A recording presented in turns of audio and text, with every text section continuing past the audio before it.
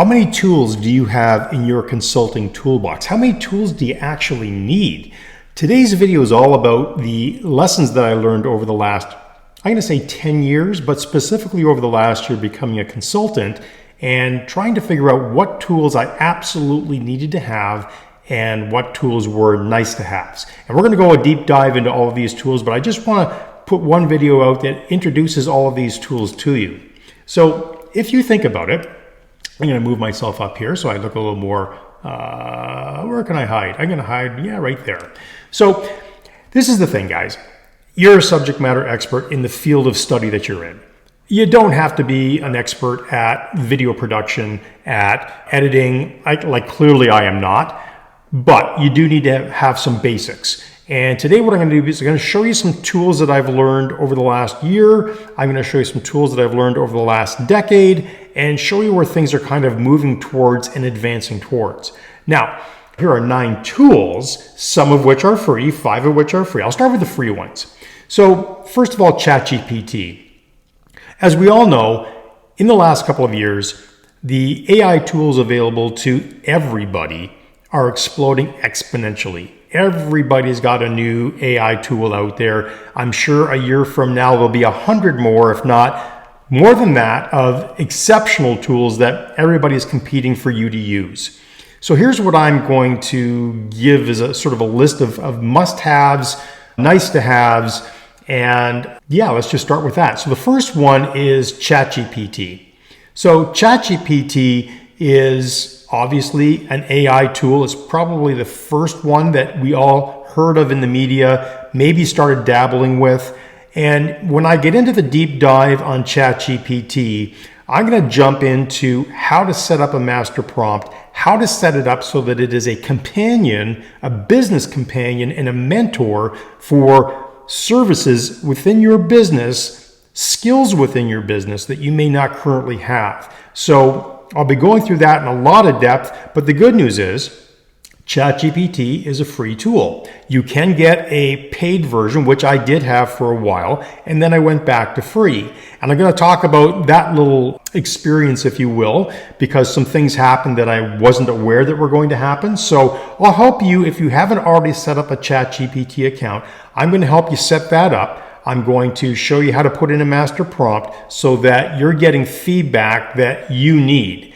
Now, the same goes for Claude. Claude is the next tool in our toolkit. And again, another AI tool that is a nice to have. You can have the free version or you can have the paid version. I moved my paid subscription from ChatGPT to Claude, and I'll tell you why. The difference that I found between the two different AIs is that even though they give similar information, I often will bounce an idea off of both of them. I might ask the question to both of them and get completely different answers. And then I'll ask each of them, I'll say, well, why did ChatGPT give me this? And why did Claude give me this? And then it reasons and it tells you the reasoning behind it. And then we come up with sort of a master idea between the two. Now, I have found with my clients that I've built in Claude more artifacts, and those artifacts become tools that I can use in my day-to-day business. And I'll get into the depth of that when I talk about Claude and show you actually how to build those out. But what I've learned is that there are limitations to Claude and GPT when you have the free account. So I just found that ChatGPT still gives me excellent advice, builds out emails. It's a great sounding board for my business, but I find that Claude gives me more client-facing documents that are finished and polished. So for example, if you haven't already downloaded any of my free PDFs for my Get Your First 3 Clients playbook, for example, I'll put that in the link in the description below. If you haven't already done that, that was all built through Claude. I literally talked through a situation to Claude, gave it best practices, and it created the document. It saved me hours and hours of work and editing. And boy, I love Claude to death because it gives me these client-facing outputs and it builds me these tools. However, there are limitations to how much it will do for you. One of the great tools I use Claude for, and I'll get into this when I do the full deep dive on Claude, is I've built through Claude Co-work, a weekly summary of all of the AI updates over the last week and how that impacts my clients, so that every week I have something fresh I can bring to my clients. So I'll get into that strategy with you as well when I do a deeper dive on those tools. So those are the two AI tools that I use.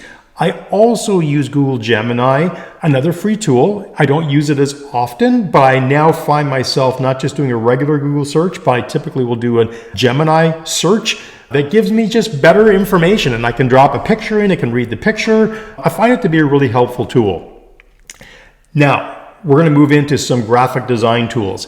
Canva. Canva is the backbone. It is another free software. It is the backbone of most of the content that I put out. Every thumbnail, every social media post, a lot of my client slide decks, presentation decks. I used to do them. I don't do very many anymore, but really I use it for a lot of social media posts. It is dead simple to use once you learn how to use it. And I'm going to create a video that introduces you to Canva, shows you how to build a template, shows you how to brand yourself, and then use that template to keep your branding consistent. So we'll talk a little bit about that. And actually, what you're looking at right now is the revamped brand that I have now on all social media channels. I worked this through with Claude. We came up with a strategy. We came up with a look, a feel, a reason for why we do what we do. And now we're going to keep that consistent so that when people see it, they know what to look for. It always goes back to, the Coca-Cola mistake and the Campbell Soup never going to change their label success story. Campbell Soup knows familiarity. It might be boring to them, but to the public, we've built trust because we see that Campbell Soup label. We just know what we're getting when we get it. And it's that level of comfort. Coca-Cola, a few decades ago, went from Coke and they changed their recipe to New Coke. And the whole community went, what the heck is that? We don't know it. We don't like it. We don't trust it. We're not going to buy it. And, eventually Coke went back to classic Coke, which gave consumers more options. And I think what's interesting there is that faux pas on their part, from a marketing perspective, might have actually opened up more flavor channels for soft drinks. So, you can look at things as lemons or lemonade. I think in the beginning it's a lemon story because it eroded trust with the market because it changed how it appeared. But it might have opened up more opportunities for flavors that consumers wanted. And now you've got a variety of different flavors of Coke. So, one door closes lemons, one door opens lemonade. So Canva is the graphic design tool that I use to make things dead simple and super easy and quick.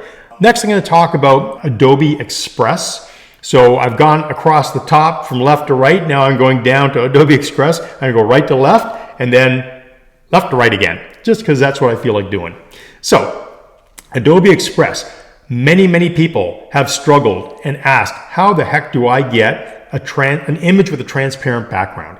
A lot of the thumbnails that I create for my social media content, like the one you see right now of myself wearing the hat there and the nice outline around it, well, that started from a regular picture with a clean background, but I wanted it to be transparent in the background. So I simply uploaded that JPEG into Adobe Express. So I'll go into that software, show you how to do that, and then drop it into Canva so that you can do all kinds of fun things with it later.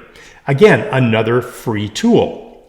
Now, QuickBooks is something that I will tell you, in my 35 years of being in business, the majority of that for myself, I had to account for my accounting. I had to account for bookkeeping, and it is probably the most soul-sucking activity that you can possibly ever do in business. You're a consultant, you're in business to make your clients happy, make money, have a great life. The last thing you want to do is come back and try to account for every nickel and penny that was spent in the company.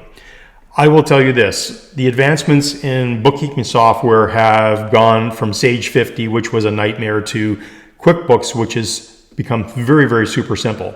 And I've had to find a couple of workarounds with QuickBooks and High Level, which is the next tool I'm going to talk about from a billing perspective, but I've got other videos already built out on that. If you're in Canada and you're running High Level as an agency like I do, I have other videos there that you can jump into and have a look at how we've done some workarounds collecting tax. But QuickBooks is indispensable as a business owner because you can take care of your bookkeeping in less than a minute every week simply by setting the tool up, properly, going in, making your selections, bing, bing, bing, bing, bing, done.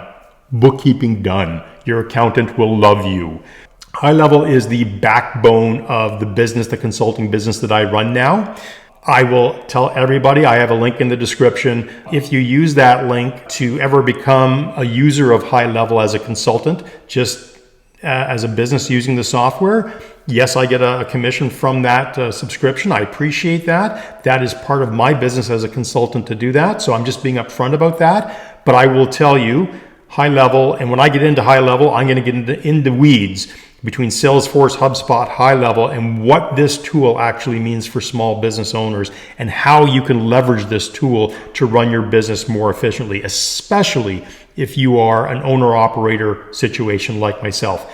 You know, when I'm with clients, I can't answer my phone, right? So if I can't answer my phone, a client might not create a meeting with me or ever reach out again. And if I have no way of following up with them, I'm buggered.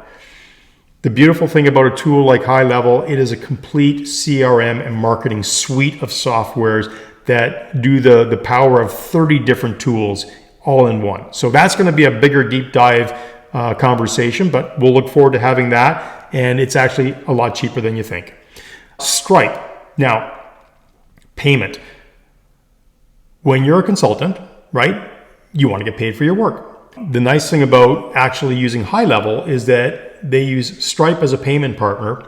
They have an app in High Level that allows you to create and send invoices immediately through Stripe.